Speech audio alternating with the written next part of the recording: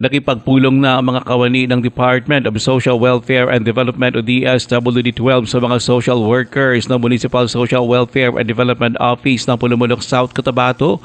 Kaugnay ito sa insidente ng pagsapak ng isang ama sa kanyang anak na babae na natalo sa push bike race sa bayan ng Surala nitong Desyembre 14.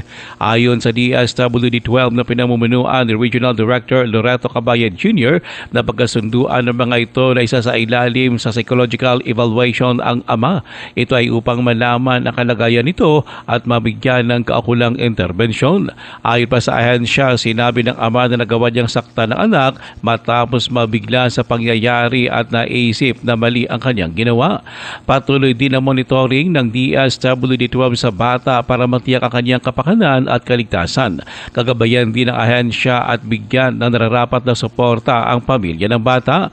Nauna nang ipinaliwanag ni Surala Mayor Pedro Matinong Jr. na inendorso nila sa Pulumulok ang kaso na lugar ng mag-ama. Sinabi pa ni Matinong na bago magsagawa ng push bike race sa mga susunod na taon, kailangan muna ng LGU na isailalim sa orientation ang mga magulang. Ito ayon pa sa alkalde ay upang hindi na maulit pa ang kahalintulad na insidente. Ruel Usano, NDBC Bida Balita.